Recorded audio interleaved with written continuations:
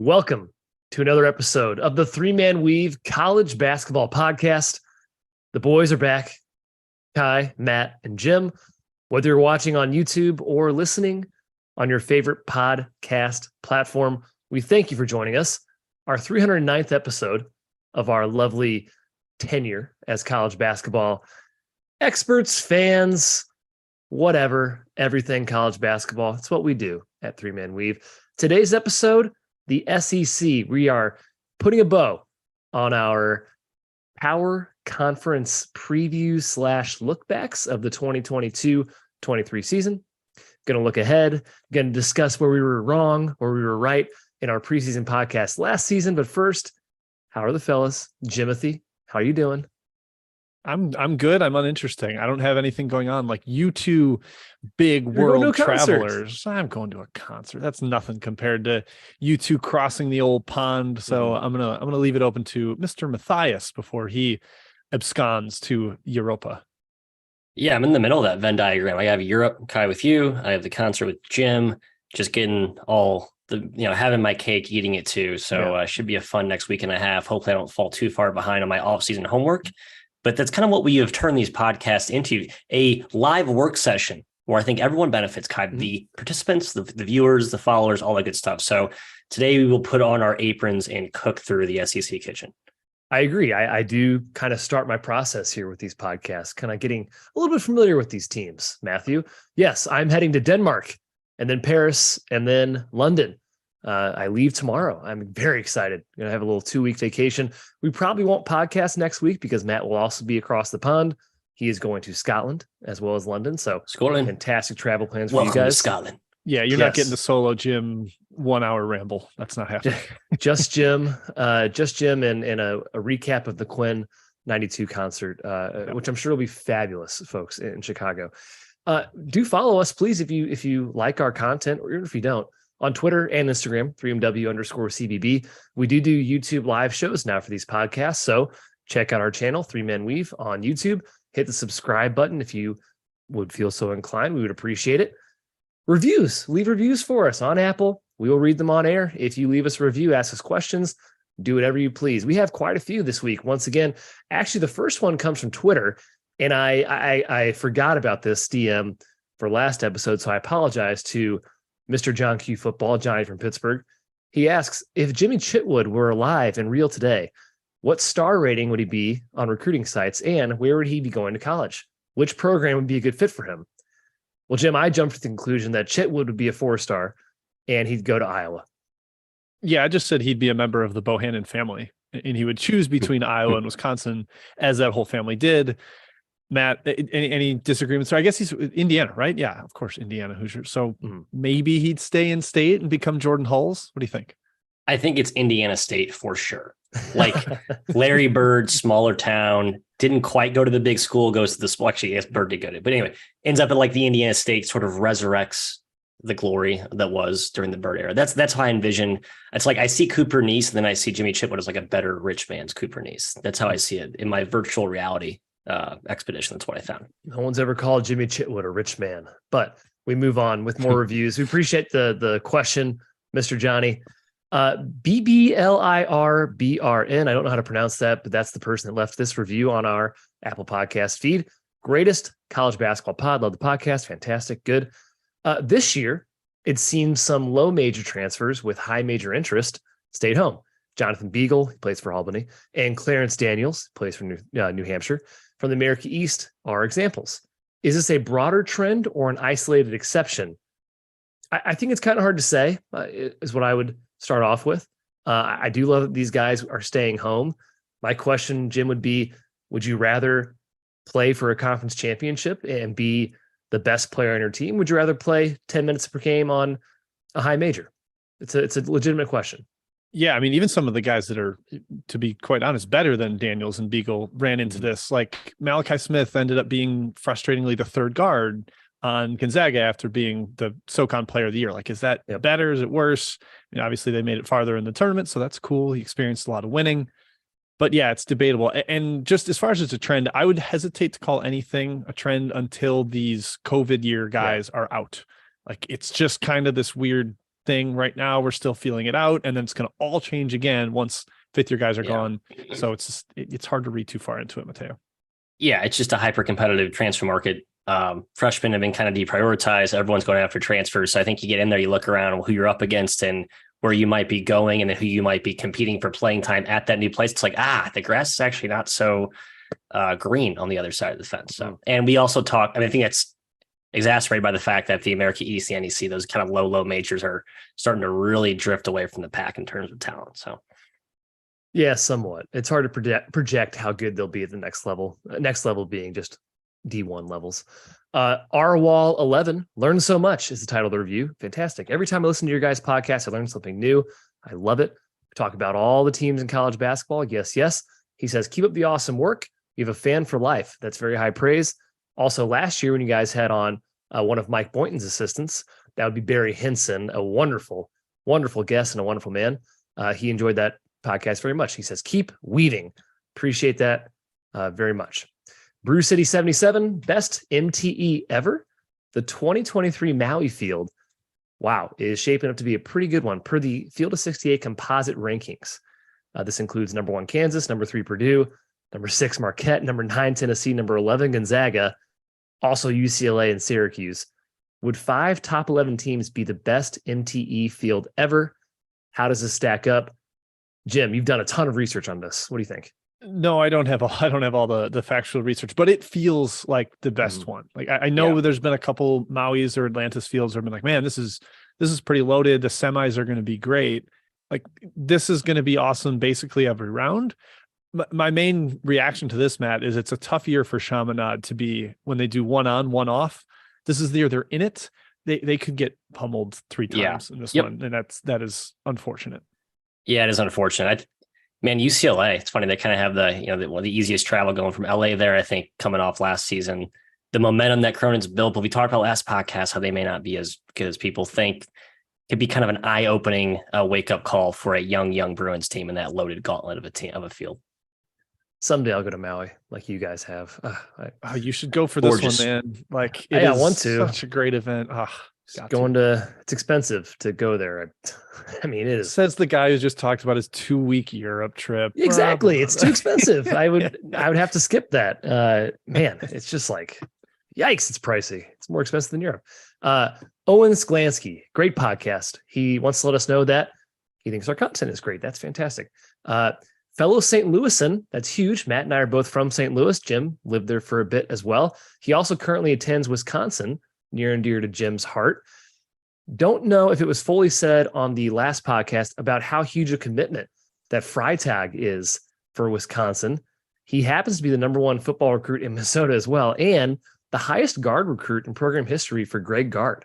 I did not realize that for Wisconsin history, and highest overall for Greg Gard. Jim, I was not aware. Is this guy a baller? I don't think he's the highest rated recruit in Wisconsin history. Decker was a 5-star. Brian Butch was like a Greg Gard era. Oh, Greg Gard. Yeah. Then probably pretty close. And he's had like good classes, like the 3-star, 4-star fringe guys.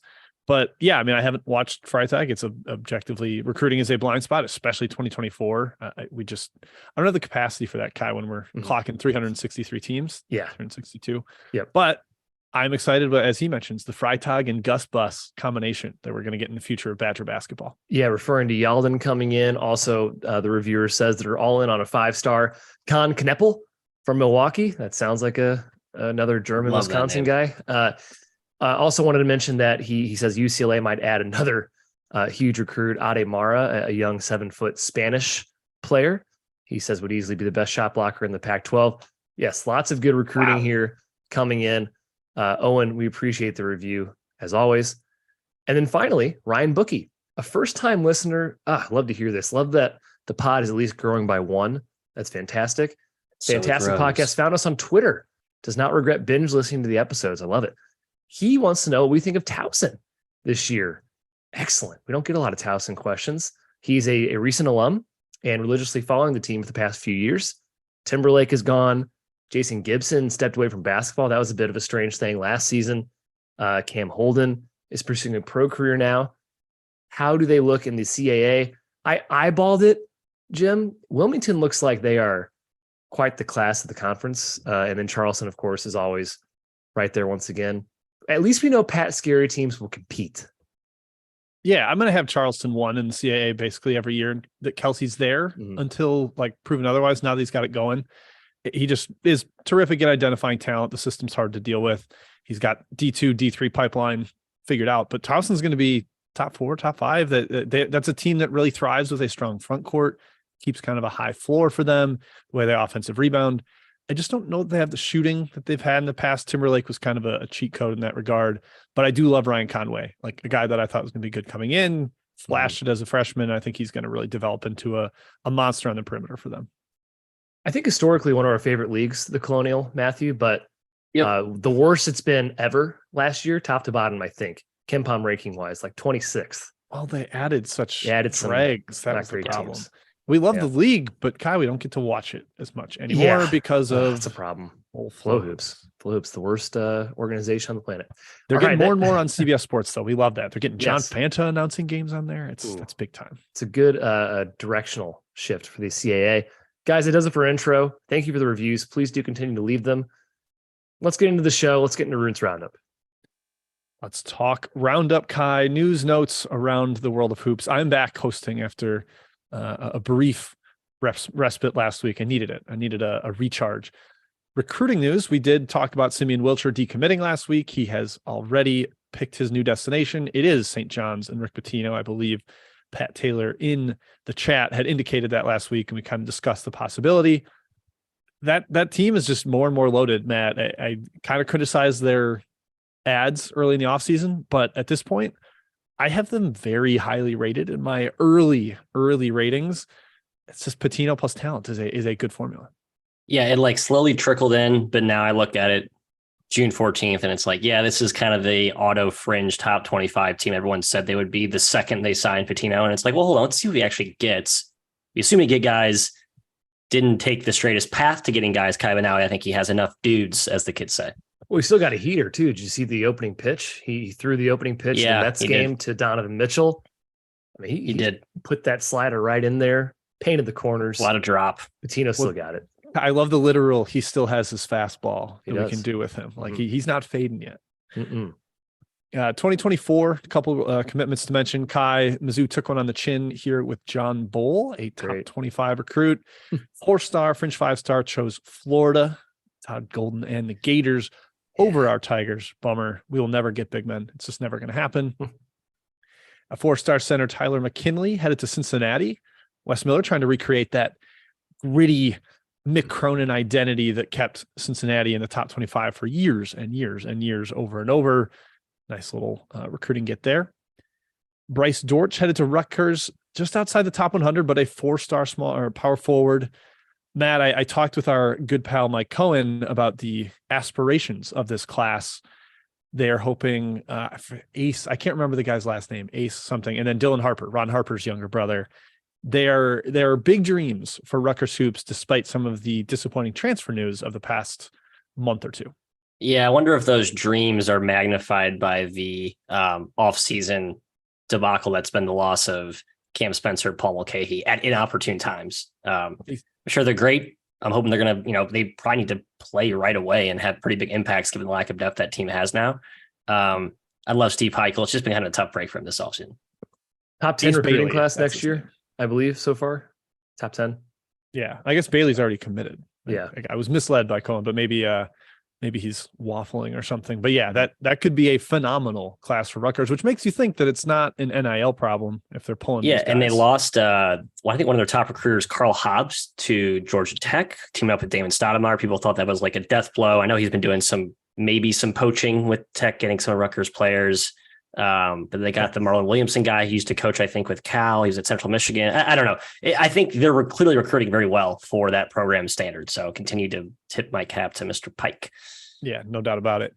And then last chance per year, a 4-star small forward headed to SMU. Rob Lanier trying to re-raise them back into national relevance. Got to start somewhere. That is a nice pickup in 2024. All right, transfer portal, not a lot happening. It has mostly settled down.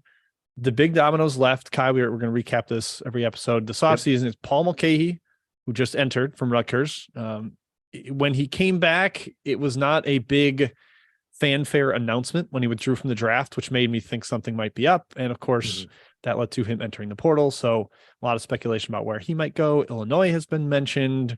We shall see. Really good fit for them. Yep. That big point guard, keep the defense, keep the rangy switchiness defensively. Yeah, they'd be fantastic. Jordan Brown from Louisiana, Sun Belt all conference caliber talent, formerly of Arizona and Nevada. He has entered. I saw some debate about whether he'd be able to graduate and be immediately eligible as a second time transfer. So that is something worth monitoring, but is another big man name entering the portal. Third time, right? Nevada to Arizona to Lafayette. I named both the schools, so I don't know why that question really kind of crazy me. Yeah.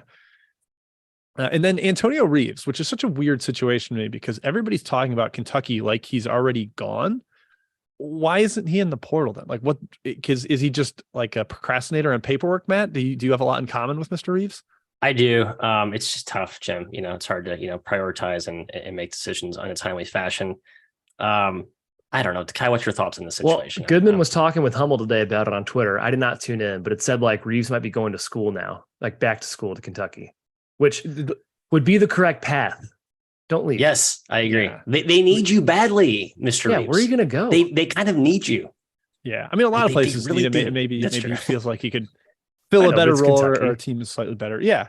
The thing I had seen, Kai, is that he is finishing a class at Illinois State so that he can graduate and then would be immediately eligible as a second-time transfer. It's just odd.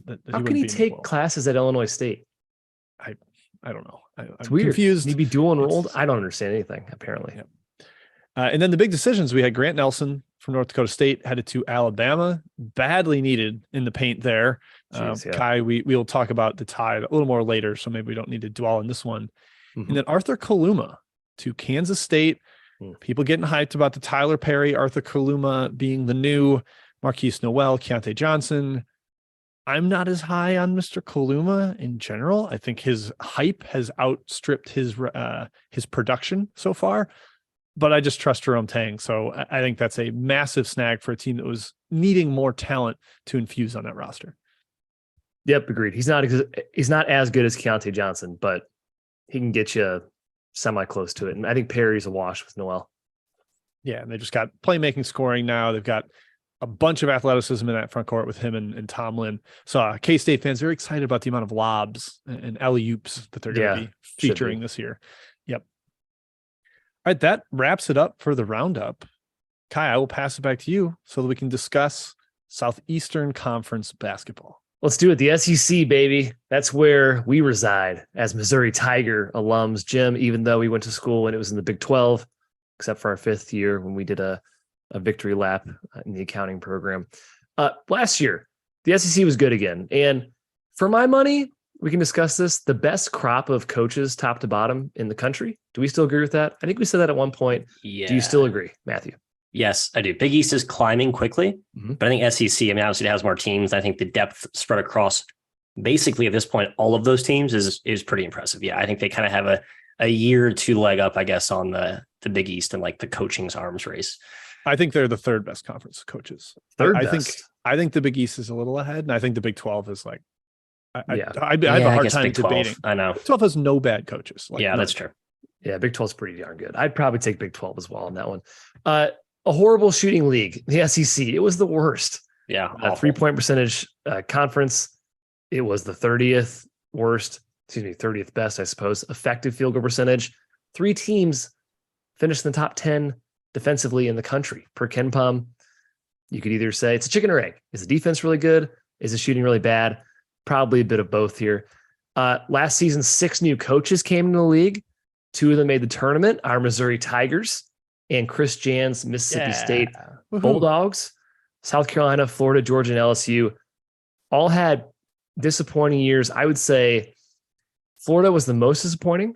LSU next. I think South Carolina and Georgia guys, we expected them to be kind of down in the dumps, right? Yeah, but I feel like all 6 fan bases, Kai, had we got the new coach, re-energized. This is a tournament team. And only 2, ours, thankfully, were one of them. We're able to capitalize on that potential. Unfortunately, Matt, our Gator hype in the preseason did not come Yeah. through. We'll discuss that more later. Yep, that's for sure. Yeah. Every team, Kai, was good for at least a stretch last year, right? Like the end of the year snapshot kind of paints some teams in a worse light than maybe they really were, if, given some circumstantial stuff. I can't wait to discuss that because there's some teams that crapped the bed. Like last 2 weeks when I was kind of like, I'm sick of college basketball. It's like, you look up, it's like, wow, they just kind of wove the white flag there. I had to go back at LSU. It's like, this team was 12-1 and almost beat K-State on a neutral and was looking like really, really good. And then they were never good. Lost like 13 in a row. It was crazy. I remember this conversation because Matt was lower on them preseason, which looks good now. But there's a time when the LSU Tigers looked pretty good last year. One coaching change this offseason, it's a pretty big one. Chris Beard comes in to Ole Miss to replace Kermit Davis, who was there for, I think, 4 years, top of my head, maybe 5.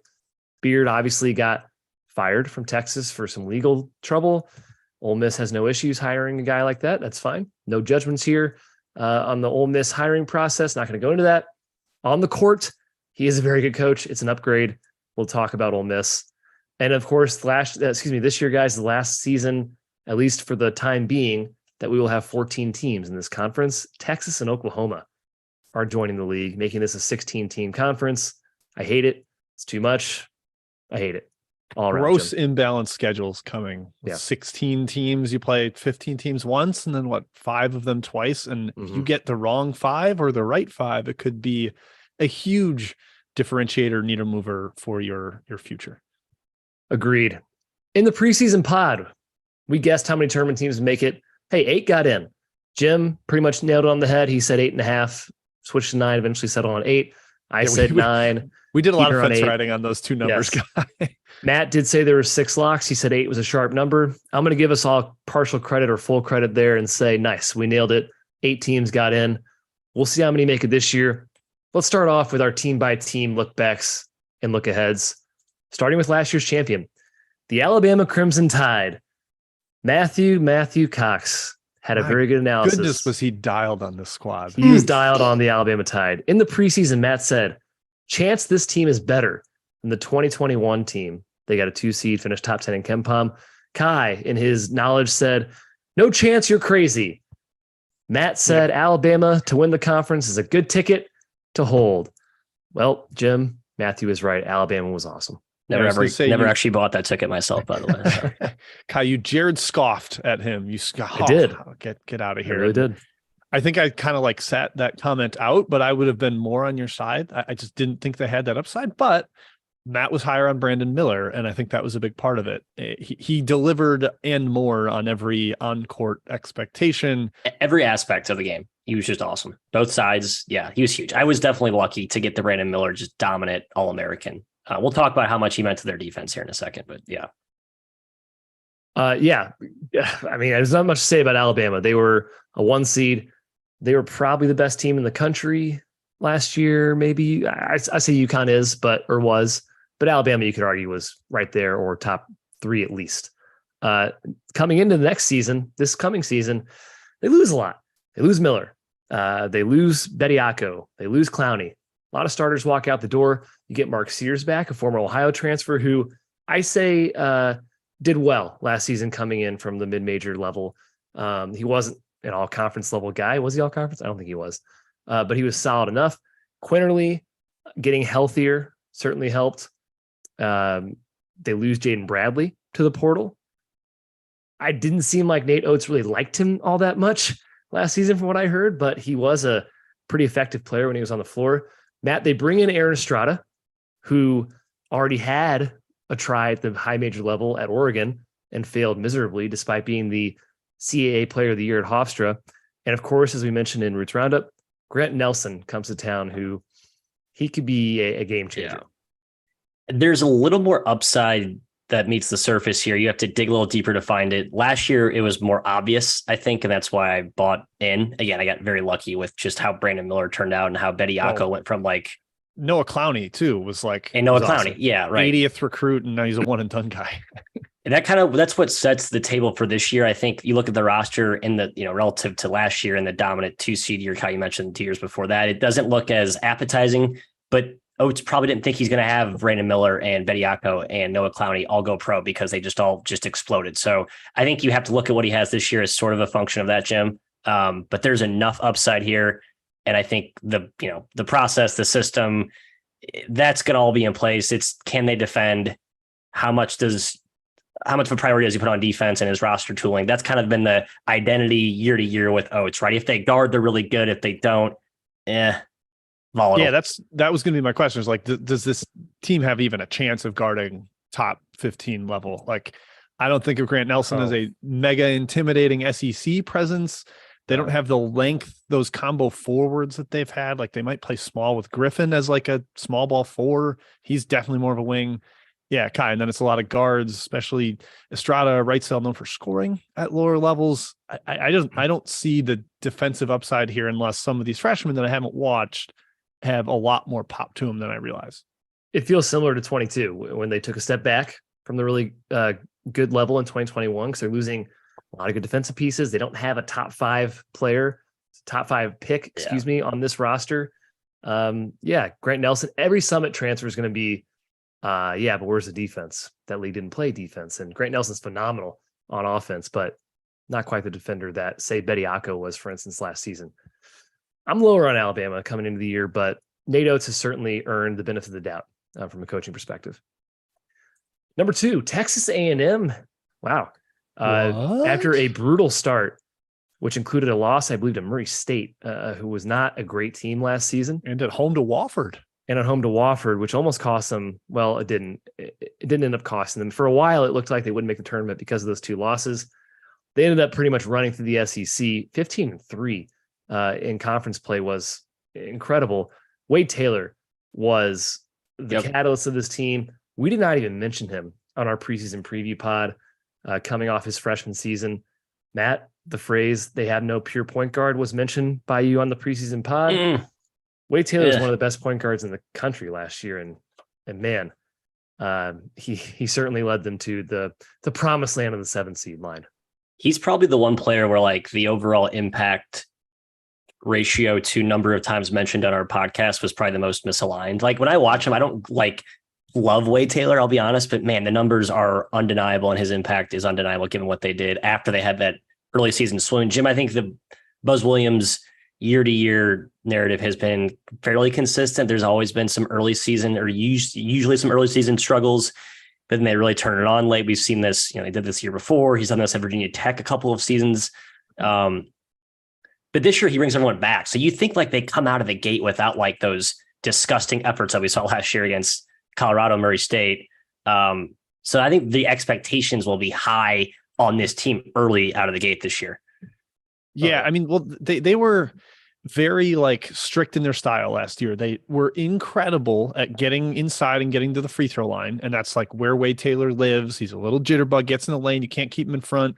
Great at drawing fouls at the rim, great at dropping off to Marble or Coleman for finishes inside. But they don't have a lot of shooting. And we talked about it last year during the year. They were one of the biggest beneficiaries of the SEC having horrific perimeter shooting. Mm-hmm. They play very compact defensively. They let you go over the top.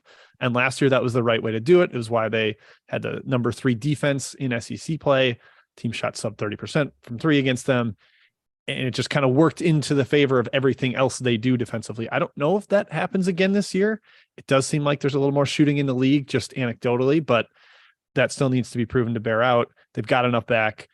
I think they'll be quite good next year, like top 15, top 20. Yeah, only Dennis leaves, really impactful player last season. Big loss defensively. Yes, shooting's a problem, but gosh, they bring everyone back. Their rebounding's going to be incredible once again. Shooting defense was a thing that we pretty much pegged Penn State would crush them on in the tournament. Penn State was our most confident bet in the first round last year against A&M because of that. Of that factor of the SEC teams not being able to shoot against the Aggie defense. I agree. This team's going to be really good. Last year, we were kind of on the fence. I think this year we're all in the camp of good season coming in College Station. Best team in the SEC? No. You think so? Yeah, right here. Can I write this down for the 2024 podcast where you guys shower me with praise? Save that take for the SEC preview pod in 3 months. Yeah. Didn't you almost rank Tennessee top 5 in our last podcast? No, I've cooled on Tennessee. All right, A Tennessee's the lot, best. lot of stuff changing in Matthew's mind the last couple of weeks. Wow, Texas A&M best team in the SEC, huh? Yeah, Okay. they're good. I'm going to stop down to your takes, but they weren't even in the top 30 last year in KenPom. It's a big jump. All right, Kentucky. Kentucky's turn. Kentucky was number 1 in KenPom in the preseason last year, and we were all in on this team preseason. I even said they were the clear number 1 in the SEC, and it wasn't a debate. And I gave Severe Wheeler a little bit too much love. I regret that. I was actually shocked to hear my comments praising Wheeler, because when he got hurt, it didn't really matter last year. Cason Wallace ended up coming in and was clearly better for this team last season. This year is weird, man. Matt, Calipari, we've kind of talked about it, I think 2 pods ago. What is he doing? He's not bringing anybody in from the transfer portal. He's relying on a fantastic freshman class, number 1 in the country. He's got 4 5-stars coming in, but there's nothing really coming back, especially if Antonio Reeves decides to portal. The depth, the experience, it just isn't there. What are your thoughts? I just wish there was more of a precedent for like super young teams with no veteran balance having success. Recently, there's just none of that. And I'm trying to be devil's advocate. Kentucky's going to be fine, Jim, because everywhere you read, Kentucky's terrible. Fire Calipari, he's lost it. They still have 4 5-stars. I know it's a down class. I don't want to write this team as like a bottom 50, not making tournament caliber team like UNC disaster. But that's, I think, kind of looking back to last year as we turn the page to this year. That's where I think you had that veteran presence. It's a stabilizing factor that, man, I just don't know where it went awry for him in the offseason transfer portal acquisition stuff. Yeah, is NIL not quite sharp enough there, but they're recruiting great freshmen, so it doesn't seem like that's the problem. But they're not able to convince guys time and again to get their transfers. So I don't know what the deal is. It's probably most similar, Matt, to the 2018 team where EJ Washington. He was a freshman. Yeah, their only returners were Wenyen Gabriel, Sasha Kalia-Jones, who barely played. Right. And it was all freshmen beyond that, highly rated, but maybe not like the top of the group, other than Gilgeous-Alexander, who ended up being a complete monster.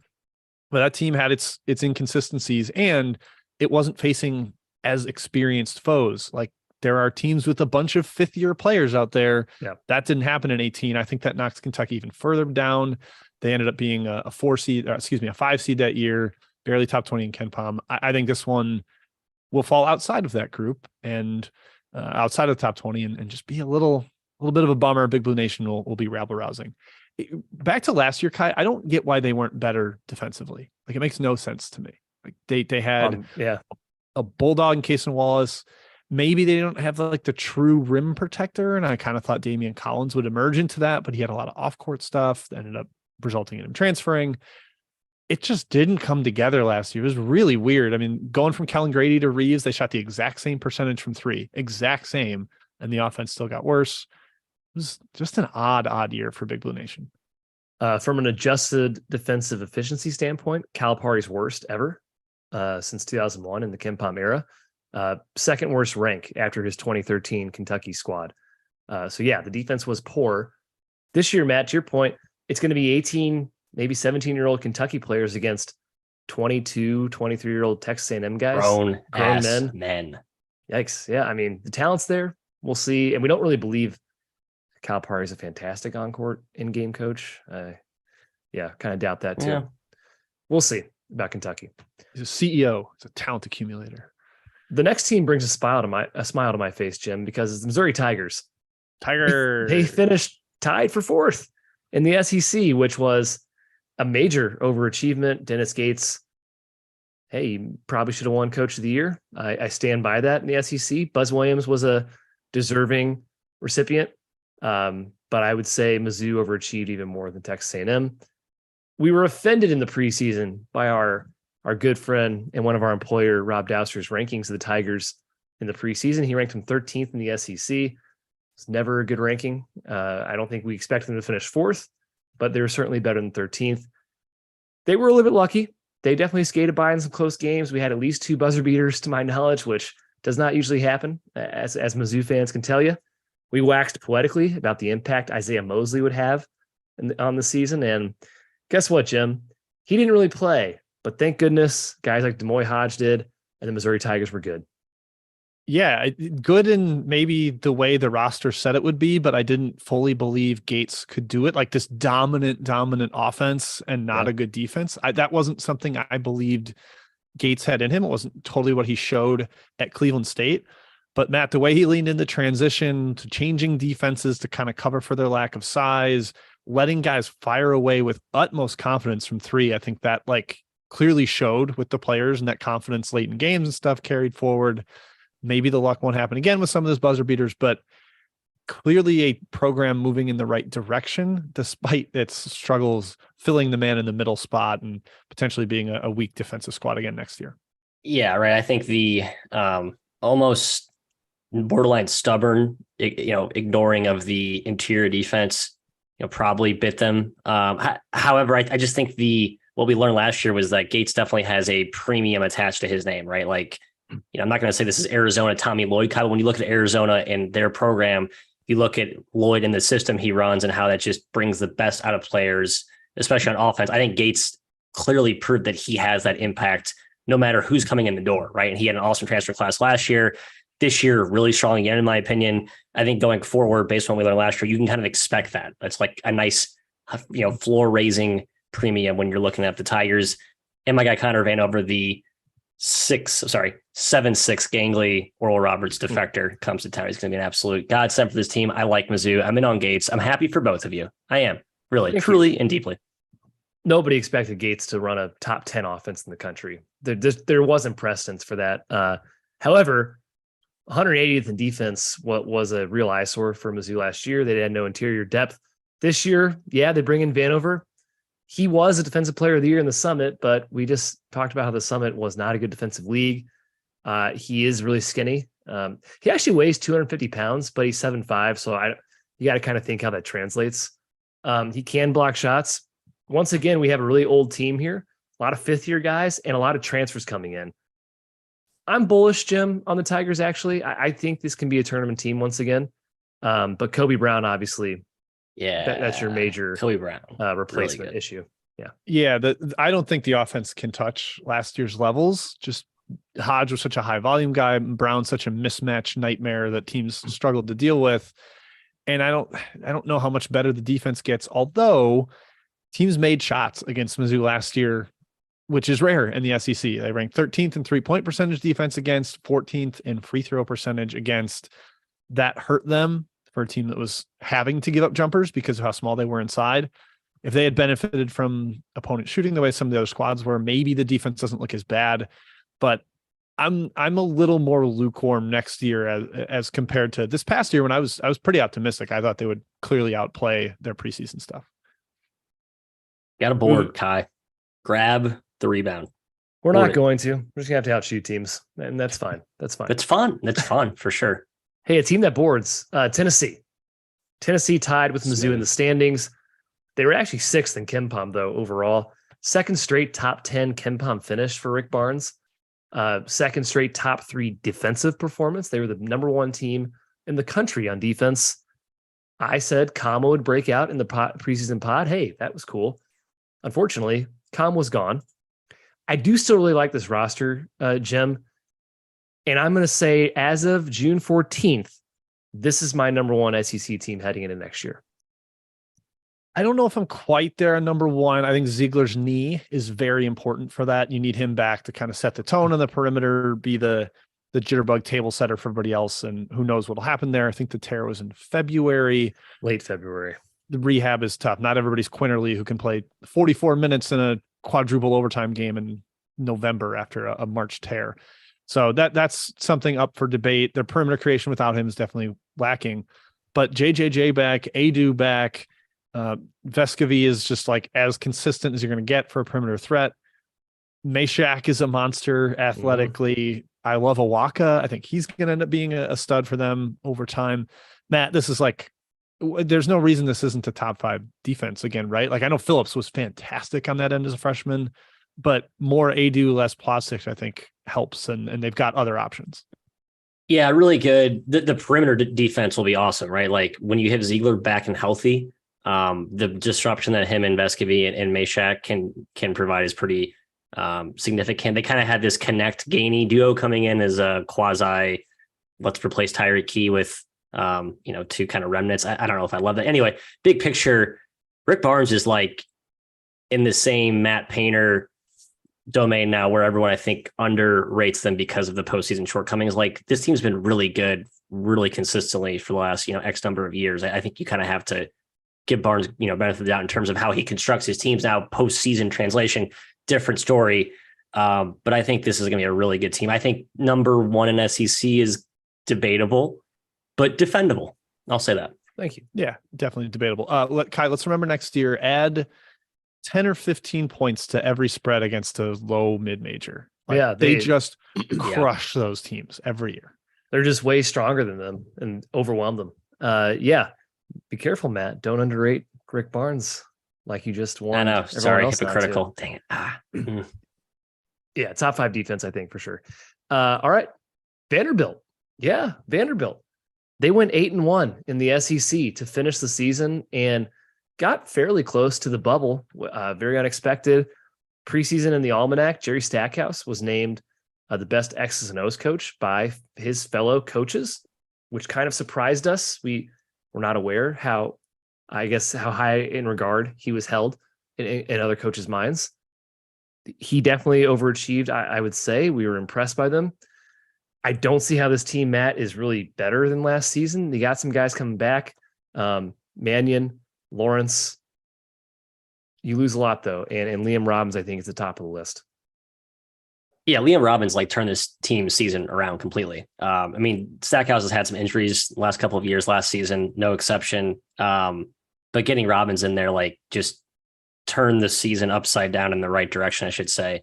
You lose him, you have Lawrence back, Jim. I don't know how much I love the newcomers, how much I like the freshmen, which are 5 3-stars. So it does feel like very program building again. It's, the Jerry Stackhouse blueprint is not what we thought. I think it was coming in. We've learned that now, right? It's going to be more development, more tactical, slow building, slow growth. Not like we're going to go get 5 stars, 5 stars, 5 stars, boom, throw them in there, talent galore. That's just not what he's doing. So whether you like that or not, that's kind of what it is at this point. It's also tougher to do there. The academic standards there are insane. Are ridiculous. They went 7-1 in SEC games decided by 5 or less last year. I think this team was a lot closer to being 6-12 in the league than maybe the record would seem to indicate. If that some of that luck stuff, late game execution evens out. Had they mass exodus to the portal this offseason, I know they got Lawrence back, but still a lot of pieces gone. And like Matt said, they're filling it with backfill with 3-star freshmen, not a lot of big time transfers coming in. It does feel like it's going to be a dip next year, especially maybe if some of that late game stuff doesn't go their way quite the way it did this past year. But Kyle, like you said, super impressive the way they played down the stretch. They got those monster Robbins performances, kind of kept it going after he got hurt late in the year. We're able to produce enough. I just don't know that it's going to continue next year. Stackhouse needs to get at a different program. He cannot get the talent at Vanderbilt. It's an academic school that clearly prioritizes that over athletics, at least in basketball. And it's kind of holding them back. The transfers they got this offseason, a Lehigh guy, a South Dakota guy, and a nobody on Notre Dame's roster last year. Yeah, I think Lubin's got some nice upside. I think he's a finalist to be on the USA U19 or U20 team, whichever one it is coming up. And Evan Taylor at Lehigh was fun in the Patriot, but man, that guy's not an SEC player. That's one that you will see the O rating dip badly in this league. Hey, Kai, real quick. Kevin Stallings took a lot of flack for his Pitt tenure. If you just remove that from the old resume, he accomplished at Vandy, given what we know about that program and I wonder if there's some academic standard adjustment more recently, maybe that could be working against Stackhouse. I don't know. But man, he had a lot of really good teams over a long period of time. And Stackhouse to get to top 25 feels like such a monumental climb from where they've been the last few seasons. It's like Michigan, right? Where the transfer standards are so much harder to get in. Freshmen, maybe it's a little easier to get guys in. Transfers, it's likely impossible to get them in. Yeah, good point. It's in 5 years, 10 years, maybe this is all kind of behind them. But in this current 4 or 5 year window of the COVID thing, with the transfer portal all coming at the same time, it's been tough. Pat in the chat. That seems like a pretty obvious move. Jerry Stackhouse to UNC would be a scary fit, in my opinion. I kind of like that a lot. Major upgrade. Yes. How do you think Yes. UNC fans would take that? Do you think they just point to Stackhouse's record at Vandy and ignore Probably. how like loved he is as a coach by his peers? I think that'd be absolute home run despite his like well under 500 SEC record. Agreed. Moving on. Auburn. Matt, you hit it on the head Nailed here. it. Now, I will say, so Matt said, I feel very good about this team finishing 6th or lower in the SEC. He was correct. They finished 7th, I think, technically. Yes, Lock. 7th actually alone. Lock. I board bet him that they would finish above 6th, even though I did have them rated 6th and admitted at the time that it was a bad board bet by me. However, I'm a man of great integrity, and I stayed true to my word. Yeah, Auburn wasn't great last year. I mean, they weren't terrible, I suppose, Matt. Yeah, But right. the guard play that we were kind of worried about, the Green Johnson experience, it kind of faltered. Janai Broom was actually fantastic, and he's back. A guy in the middle that gets you 2.5 blocks a game is not bad. You bring in another kind of high-scoring, dynamic guard in Denver Jones to replace Wendell Green. It seems kind of like more of the same, but what are your thoughts? I love Denver Jones, and I like that he is stepping into minutes formerly consumed by Wendell Green. With all due respect to Wendell Green, just not a SEC caliber player consistently, right? Can have moments, but not a guy you want to go to war with for 40 minutes a night for 30 games a year. Pearl, I think, is established, last season, year before, building his team from the inside out, right? With an interior defense that's strong, you're going to dominate the offensive glass. And then you kind of let your guards just, run free and play with speed and with freedom. And that can go one way or the other. And you're kind of just highly leveraged on how good your guards are on a year-to-year basis. I think the floor is baked in the front line, the fortress up front, Jim, and then the ceiling is all guard dependent. And that's, I think, how you look at Auburn, basically. Yeah, floor has to stay high with Williams and Broom back up front. Like, I don't see how they drop off in any meaningful way. Aiden Holloway is getting a lot of hype as a shot-making freshman guard, like seemingly a good fit in a team in a system that lets you fire away. I mean, Kai, Wendell Green's O rating in 14 tier A games last year, sub 85, like really, really dipped down against their best competition. It was kind of a consistent problem throughout his career. The size thing is a problem. But I don't know if Denver Jones is like this massive needle mover as a better than Wendell Green guy. I think he's good. I don't know if he's a great SEC player, but Holloway is the one that I don't know enough about yet, but I'm intrigued by the reputation where maybe if he's like Sharif Cooper light or something like that, or adjacent to that, Jared Harper-esque, it could get there because the interior defense is going to continue to be excellent. Agreed. I don't know how I feel about Auburn. Check back with me in a few months on that one. Next team is Florida. We were led astray. We rang the bell for the Florida Gators. We were so high on them heading into last year. Unfortunately, it was not to be. They just couldn't win the big games. They faltered for the most part against good competition. They did beat Tennessee, but that was their only win against a top 50 team in KenPom. They didn't have terrible losses. They got swept by Vanderbilt, not great. But everyone else was a pretty good team they lost to. They just couldn't get it done. Now, heading into this year, it's looking pretty good. You lose Castleton, Matthew, but they brought in 6 transfers that I say 5 in particular, with Rich Wayne being the exception. No offense, he's hurt. It just fits their style and the plugs they need, the holes they need to plug. I think mission accomplished from the offseason for the Gators. Yeah, people last season had every right to be like raising a skeptical eyebrow at us being all in on the Gators. Like, was the roster really as awesome as we thought? Like, okay, we all love Todd Golden, but why do these 3-man weave guys love the guy who had 1.5 good years at San Francisco so much? Like, why are they going so like they were right to have all those question marks? I still believe that my sentiment in general, optimism for this team, this program, this coach, this coaching staff is all the way to the 9s, 11 out of 10, Jim, and I'm buying it all the way again this season with a revamped roster. So call me stubborn, fool me once, shame on me, fool me twice. But no, I believe in the process. I believe what they're doing. They're going to be fine. Yeah, I mean, last year, even in our preseason pod where we were clearly high through the clouds on them compared to everybody else, we were like, look, the guard playmaking dynamism is bad. It's not there. It's a real question. And we should have listened more to that because it completely submarined them last year. The offense was hard to watch. The defense was great when Castleton was healthy. Obviously, it kind of tanked towards the end when he got hurt, but they just couldn't score. You got them in the half court and I was like, nothing's happening. There's nobody that's getting in the lane. There's nobody that's hitting shots. They solved that, to Kai's point. Like, pull in Clayton, bring those guys in. They can actually score off the bounce. And they've got front court depth to where they're not one injury away from being, the wheels completely falling off. So the top 7 on this team is awesome. Kugel is like potential NBA guy next year. We're going to be all back aboard the train, and we're not going to apologize for it. Young NBA talent, length, depth, shooting now. You get guys out of the program that might not have gelled super well with the style or the philosophy that Florida wanted to do last season. I think things are looking up, we'll say, in Gainesville. He says cautiously optimistically.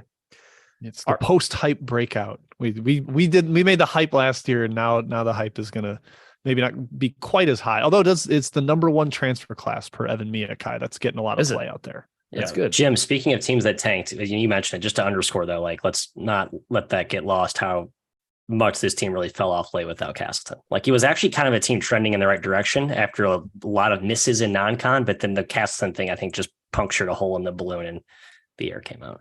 Yeah, it became mostly an easy bet against down the stretch. Yeah.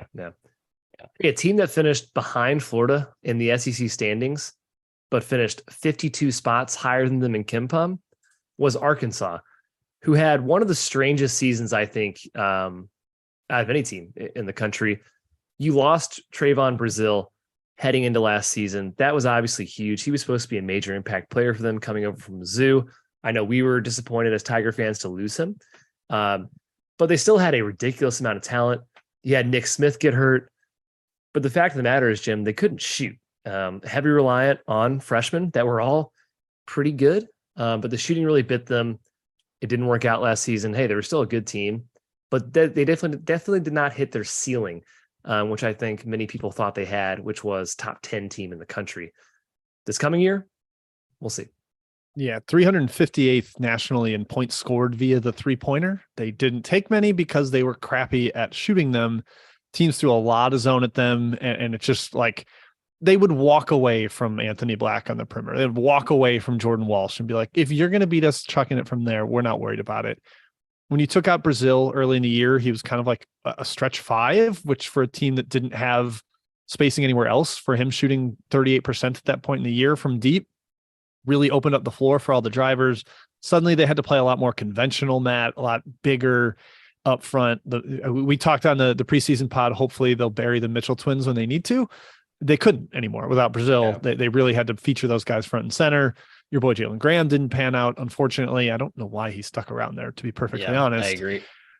But I like the transfers coming in, even though the shooting is going to be a problem again. It's just like the same super interchangeable, bunch of wings, bunch of guys that can score off the bounce. I'm going to enjoy them next year and still be high on the ceiling, provided Brazile is back and at full strength. Yeah, I like some of the transfers. I don't like others, but I actually think there's enough depth this season where Musselman can kind of find his 7 dudes eventually. Exactly. Right. He can sit some guys down and never play them if he wants. And that's kind of how I think Arkansas, and maybe that's how Musselman approaches it. It's like you have this season-long tryout and he kind of slowly crosses you off his list. And then by March, it's like, wow, I'm not playing at all, am I? I mean, the takeaway I think Jim mentioned, right? Pick Suey was the microcosm for the whole SEC shooting in just complete decrepit shot making last season. Mississippi State, we'll get to in a second. Sorry. Actually, that's probably the right answer. But Arkansas, man, like teams really schemed against them, like with that zone. Jim talked about that, but Mississippi State just was even worse somehow. Is that fixed? I don't know. Ellis didn't win any games last year. Khalif Battle was like kind of a locker room issue. This is a wide range of outcome team next year. And I think that's kind of how it's usually been under Musselman, typically. I'm a little afraid of Arkansas. This team is more structured like Musselman's other 2 teams that he's had at the Razorbacks, leading the charge, we'll say. Not relying on 5-star freshmen, relying on the transfer market, which we've seen even at Nevada, him basically crushing. Yeah, right. Martin Twins and yeah. I'm super skeptical of Ellis. He was on a horrible team last season. Battle is a scorer. Can he defend very well? I'm not sure. Terrell Mark's a good piece. Menifield's a good piece. I don't see this team being a top 15 defensive team, though, which is kind of what Musselman's had the last 3 years. I could be wrong, but I don't see the overwhelming athleticism I've seen in the last couple seasons. I think they could get there. I'm somewhat Davis and bullish on marking that. We'll guard. see. I like the D. I'm kind of in on the D actually. Yeah. Battle, Ellis. Yeah. Merrifield. Battle Ellis. I know all these roster, they don't really you got to pick and choose. Yeah, like you could build like a 6-man rotation of awesome defenders, but you're not going to play only 6. And can they cover for some? Like, yeah, I don't know that Ellis is locking anybody down. It's a very diverse, defender, type of skill sets on the roster. I think Brazil's a defender. Yeah. It's super versatile. Like, okay, yeah, off the injury. That's the concern. He did tear it early, so he's got a lot of time to rehab. That's one silver lining of it. I don't know. I'm just bitter that he's not a Mizzou anymore. He's a really good player. All right, Mississippi State. Here we go. The defense. Yes. We nailed that in the preseason preview. We thought this defense would be awesome. Sound you hear. Yeah, the offense. That's the bricks. Jim's quote. How are they scoring? Well, they didn't. They were 176th offensively in the country. We all love the Chris Jans hire. We still do. Jim and I both had this team over Ole Miss. Fun fact, Matt did not. So despite Matt nailing a couple teams in the SEC, Jim and I will hold that over his head. And got to get our cuts in against him when we can. Come on, Kermit. Mississippi State, for some time, it didn't look like they were going to make the tournament. They were kind of borderline for quite some time, but they gritted in there, and Jans has already lifted the culture of this program, I would say. They're just a pain in the butt to play against. And this coming season, Jim, they bring a ton back. It's a really old team, a lot of upperclassmen, I think starting all upperclassmen. It's a good team once again. Yeah, they bring back basically everybody. Like you can kind of do the exact same thing over again. I'm curious what they do with Andrew Taylor, because he could slightly alter the identity, give them more shooting, but man, that's putting a lot on his shoulders coming from Marshall, playing that like 7 seconds or less basketball, going against SEC defenses. I mean, this team is horrible shooting the ball, like one of the worst 3-point shooting teams of all time, especially at the power conference level. It was like a broken. I remember they got down in the 26.6%. Jim, you're at line. They got down in the playing game against Pittsburgh, and I had a bet on them. And I was like, well, there's just no chance they can come back because they can't shoot. And they made it close, but to completely encapsulate their year, missed a wide open 3 to win that game against Pitt. Right. And really showed it what it was. But with everybody back, Matt, like, you just kind of pencil them into the exact same thing as next year, with maybe some uptick from the offense from Taylor, but that's about it. Yeah, no, I actually probably like Taylor more than I'm probably putting too many chips in on Andrew Taylor as like a complete game changer for this offense, because there's just nothing in terms of shot making or shit. Like, I just think James really executed well. They played hard. They defended. More of the same this season. That's the identity he's proven for years in New Mexico State. Yeah, betting the over in round 1 against Pittsburgh looked so good for the first 10 minutes. And then I was quickly reminded as to why this team shot, 24% from 3 in SEC play and 62.7% from the free throw line. This team beat Marquette and Utah, by the way, in a back-to-back tournament after dominating some really good, mid-majors. I mean, it was a good team. Like, when they shot poorly, they were really good. When they shot absolutely historically bad, they were still pretty good. But not as good as they were in the non-con, basically. I mean, they might be the only team that made Marquette look mortal offensively all season. Yep. Like, really impressive. I think they're going to be really good. 2 top 5 JUCO guys that shot well from 3 in JUCO. Maybe the Macon Barford additions of Arkansas a couple years back that like suddenly transformed their offense. Yeah. Getting Jimmy Bell is not fair, by the way. So instead of starting for Mizzou, he is coming off the bench behind Tolu Smith and just providing insurance for the front court, being as bad and as mean as ever when Smith is off the floor. He's just like slight upgrade Will McNair. Like, that's a reshuffling deck chairs of like a monster on the bench. Good job, Jans. You good coach. All right. Georgia. Jim, the quote in the preseason, better but not good. Correct. They were still outside the top 150 in KenPom, but it was about a 50 spot improvement. And I would say maybe this team was even better than that, at least what I saw. I saw this team, for instance, up on Kentucky by double digits in the rubber match game. They beat them once, I think. Played them again up by double digits the second half. Then Shibwe exerted his will. I would say Mike White did a good job in his first year. It was his first year. Wow, I might be wrong on my years. Yeah, first year. Was the first year? Yeah.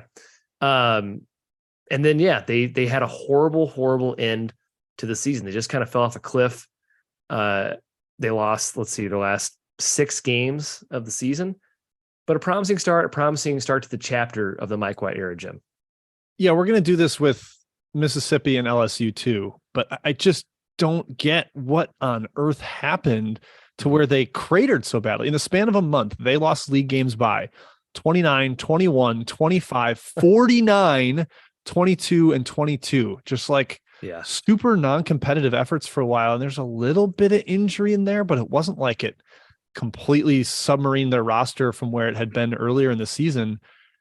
Something happened with them where they got non-competitive for an extended period of time, couldn't really find it at the end, go down to 2-16 LSU in the SEC tournament.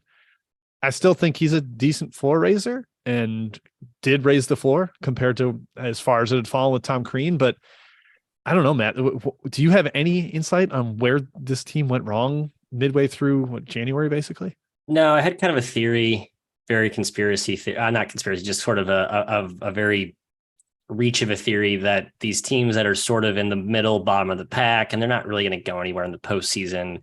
And just like, there's just not a lot of fight coming down the stretch when, you can just, you start thinking about your future, Kai, if I'm a 18, 19, 20-year-old, where I just think there's a little bit of not quitting, waving white flag, but a little bit of that, I guess, to a more excusable extent, if that makes any sense. Yeah. Going forward, I don't see how this team's any better, to be honest. Mike White loses 4 starters. I'm sure multiple guys started last year, but he loses 4 main starters. You bring in Noah Thomason from Niagara, who is a really good player. I like him. I like him too. I'm not sure he's consensus on Noah Thomason. I'm not sure he's SEC level. I'm not sure he is. Skeptical, I guess, right now. He's big. I think he is. Like, he's a brawny 6'3", coached by Paulus, good coach. I think he's smart, lefty. Yeah, I love RJ Melendez from Illinois. I think he's really good still. A change of program will help him. But otherwise, it's not like Thompson has to be good and Melendez has to be good. Otherwise, it's kind of more of the same for this program, unfortunately. Yeah, the big question I kind of got to with them and LSU is that both played terrible non-conference schedules, like truly horrific, even worse than Mizzou's, Kai. And it clearly like caught up with them. I don't know if they were like, whoa, these teams aren't rolling over the way everybody was that we played in the non-conference, and we can't out-athlete them. We have to beat them with execution, and we can't. So I don't know if that's what caught up with Georgia and LSU, but it's at least a possible explanation. I sneaky kind of like them next year. I think they hang on to that like 100th, 90th or so ranking rather than dipping all the way down to 150th like this team did. Yeah, they can guard. They'll guard. Mike White's teams guard. Like, for all the shade we give him, Mike White usually has teams that play good defense, and they play pretty much hard, compete. Yeah.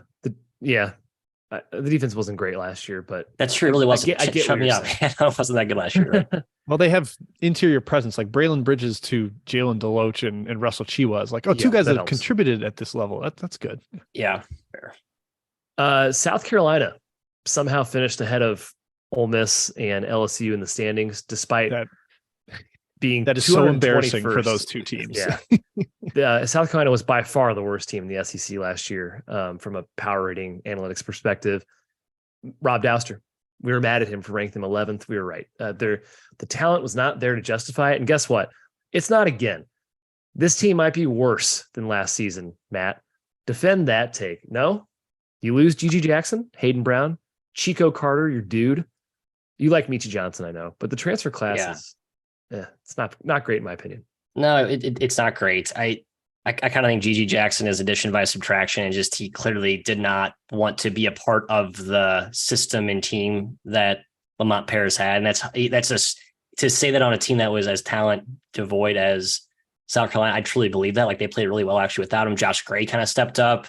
I'm a huge Michi Johnson fan when he was healthy and right. I thought this team was not good, but somewhat competitive and somewhat feisty, and kind of had the Lamont Paris Wisconsin Badger thorn in your side traits to them.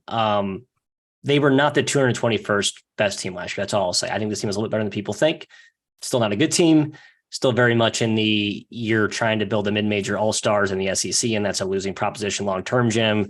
However, I do think that Paris did a better job than meets the eye last season. Wow, you think I they were don't know. better than 221st? Yeah, I think. I mean, I'm not saying they're good. I'm just saying I think that was a slightly Wow. misleading. They were The- good against 18 and 14 against the spread, I will say, to Matt's point. Well, it's because they cratered so bad early that they got some really good numbers. The as whole they went through rope-a-dope. league play. The whole Yeah. rope-a-dope, we suck. Oh no, we're good.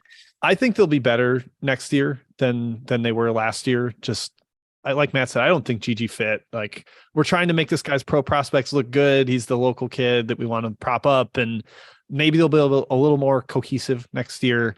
They have a little bit more talent, I think, more playmaking. Kai, what's up with Talon Cooper going from complete cellar dweller, terrible power conference team to I don't know. complete terrible cellar dweller power conference team? Like, what's he addicted to that for? He's a glutton for punishment, I guess, or he wants to play 40 minutes a game like he did at Minnesota. He's a fine player. Stute is a fine player, but Vanderbilt wasn't great. BJ Mack's awesome. He's a good player. BJ Mack's a good player. Yeah. That's two SEC caliber starters right there with Is Steve BJ Mack, is- Johnson. Yes, Mack can Maybe. start in the SEC. Yep. He's really good. Yes. But this is it's like you're stacking against other SEC teams, though. It's like, yeah, it's good in a vacuum. They might finish 150th. Yeah, But that's not where I'm like, at, Kai. you They're know? still like not Yeah. 150th, 14th in the SEC, but they're not 220th this year. I love Yay. they get another Citadel guy, Stephen Clark, which is like Hey, Diva's Peyton good Brown too. 2.0. Yeah, Diva? Clark would be bad. I do like Diva. He tore his Achilles 2 years ago. I'm Yeah, not he sure. may if not he even was play. last. I just Yeah. liked him at Coastal like 5 years ago. He's fun. Yeah, he's a good player in Coastal's league, the Sun Belt. Yeah. I'm low on the Gamecocks again, guys. I'm sorry. It's Sorry. just, Gamecock Nation. I don't know who they're going to be better than in the SEC. Just they'll be better Yeah, is than it- themselves last year, but Is it the worst team in the SEC, Matt? I think they're better than Minnesota. No, No, the Minnesota's SEC. not in the Oh, SEC. Like Georgia. I'm looking at Talon Cooper.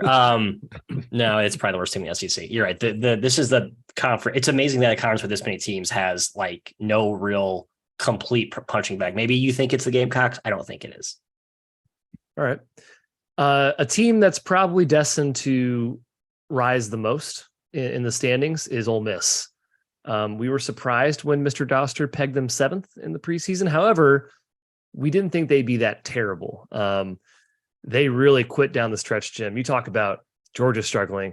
Ole Miss looked like they just didn't even care anymore. They finished 3-15 in the SEC.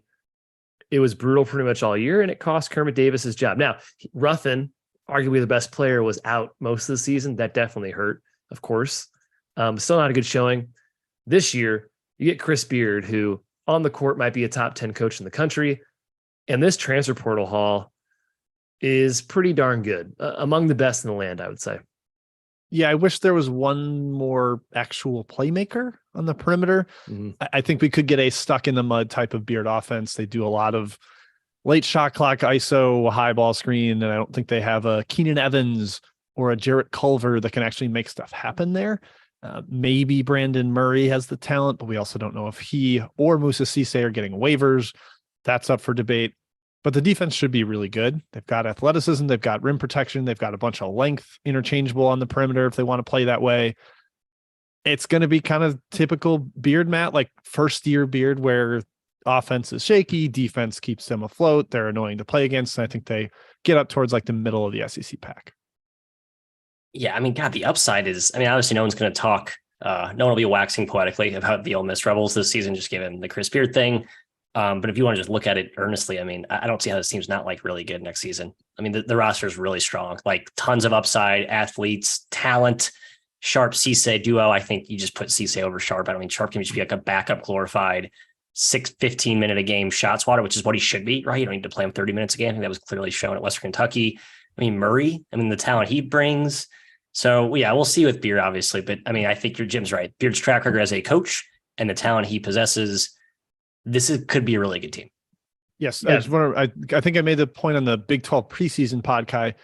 Musa Cisse has been on 3 teams now across 2 different schools, and his defensive ranks are like 1, 2, and 12. Like just Musa Cisse himself is like you're dominant in the paint. Was the top 20 defensive squad, maybe top 15. I might go top 10. Could I'm gonna be go top 10. Yeah, It could be that good. I mean, Beard's track record is pretty insane. The last 1, 2, 3, 4, 5 seasons, his worst is 18th in the country. You could say the talent's not quite there of what his other teams are, but gosh, it looks pretty good. My one concern is like, okay, Brandon Murray, not a winner. Maybe Beard kind of molds him into a more cohesive offensive piece. He's a gunner. He did it with a Georgetown gunner before, Mackie McClung. Yeah, he did, and it worked out really well. So we shouldn't doubt the guy. Morrell coming back is huge. He could be a fantastic player for them. The point guard question is there, but this team can't be bad defensively. There's a floor. I'll ask this, Kai, and maybe this is best saved for the preseason pod later, but if this team is just last year's Mississippi State with maybe a little better shooting slightly, that's not surprising. Like top 10 defense, bad offense makes the tournament, right? Yeah, I think so. Yep. Yeah, I like that a lot, actually. Give Chris Beard a lot of credit on the court, I will say. I mean, he's a fantastic coach. All right, LSU rounds it out. Matt said he's not a big Matt McMahon guy in the offseason. I guess it was a pretty good take if you want to put the blame on his shoulders for last season, and you can put a lot of blame. Yeah. I was higher on LSU than a lot of people last year. Boo. Horrific. They did start off well, as I said, but then they really tanked down the season. They were a lot better than Ole Miss, I think. They also quit on McMahon here. The talent, Matt, of the roster last year, the transfers he got, we thought they'd be really good. At least I did. And they just weren't. And I wonder if that's kind of going to be the same thing this season. I love Jalen Cook. But I'm not seeing like tournament team quite yet with this team. I'm not either. I'll give credit to Jordan Majeski for pointing out, like I watched LSU a little bit. They actually like had some pretty intricate sets on offense. Like I think McMahon was maybe he was overcoached on offense to maybe compensate for the lack of talent that you're mentioning there, Kai. So I had a pretty low bar, as I revealed on the podcast last summer, but he actually exceeded my expectations. It just was never a really talented team. And I think it was a team that was always destined to struggle out of the gate, given the continuity and the fact that really it was a lot of the Murray State. You get the Murray State guys come through and it's like, okay, well, Murray State hit a home run the year before. And like, how good were they? Right. They were basically equivalent to like a middle of the road SEC team. That was always like the ceiling to me. And then they kind of hit the middle to bottom end of that outcome range, Jim. I don't know. I'm kind of torn on this LSU thing, both looking at it last year. Maybe they were actually better than people thought late. Next year, I don't really know this is the hardest nut to crack in the conference for me. I'll be pretty scathing of them last year. This was the first year with a new coach and they quit. They lost SEC games like consecutive by 40, 18, 21, and 20. Only 4 of their 16 losses were by less than 9. Like they just weren't in games. They were getting smacked routinely. It wasn't like they had major injuries that completely derailed them. I mean, I think Milwaukee Wilkinson matters. He's a really good defender, but for him to go out after 12 games and they never, ever recover, that's a problem. They were 12-1 with a win over Arkansas to start league play, only lost a tight one to Kansas State. Yeah. And then it just, you lose a close one and snowball, you get 40 ball by Alabama, and maybe that shatters your confidence completely. That also happened to Georgia. So perhaps there's a theme there. A team just breaks you spiritually. But man, I thought it was rough. I just kept waiting for them to find the bottom and start playing well again. And they just kept playing bad all the way down the stretch. Never figured it out, Kai.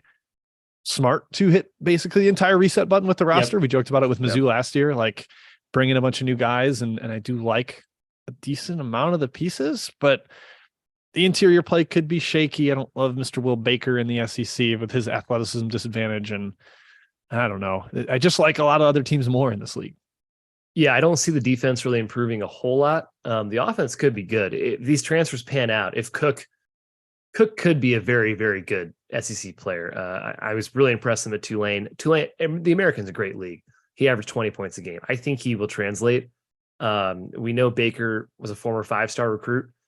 He's not just a normal Mountain West transfer. Jordan Wright played in the SEC last season. So there are some pieces there. I just comparatively, this is a tough league. This is why I think South Carolina is definitely in the basement. Every roster's got a little something to it. Maybe Vanderbilt's still probably down there, as is Georgia, but yeah, it's going to be tough, Matthew. I agree. This is the same take I said with South Carolina. I just don't think this team's that bad. I think this team actually has a little bit of upside relative to the finish last year, which this will be a lot like the Big 12, where you go on the road and there's never a bad team. Now the Big 12's floor is higher than the floor in this conference, but still, you play this many games over a long, grueling season. I can see some LSU home victories over Alabama, or South Carolina home victories over Auburn or Tennessee in February. Everyone's like, whoa. And it's like, it's still a pretty high floor for these bottom feeders, even though they've kind of fallen off the wagon a little bit lately. Yeah, I think we talked about it a little bit with our Florida buddy, where their guys transfer to. You can do that with LSU too. Like, okay, they sent 2 guys to Arizona State, solid. It's East Carolina, Loyola Marymount, Robert Morris, Cal Baptist, Western Carolina. Like, that's what was on the roster. That's not really maybe as good as we thought. I thought there was more talent here than there was. I was wrong. I think it's better this year, but we'll have to wait and see if that actually pans out. Yeah, only 5 teams worse against the spread last year than LSU, so just disappointing by every measure. That does it, folks, for SEC Look Back and Look Ahead. I bet you wonder what we got in store for you this offseason with more podcasts. Well, I assure you they'll be great episodes coming your way. Nothing more we can say at this time. But nothing more to say. After our week off next week, Yes, taking a week off next week while Matt and I are overseas. Till then, stay good. Enjoy the summertime shy. We know we will in Chicago. Please rate and review, subscribe to the YouTube channel and the podcast, and we will see you next time. Cheers.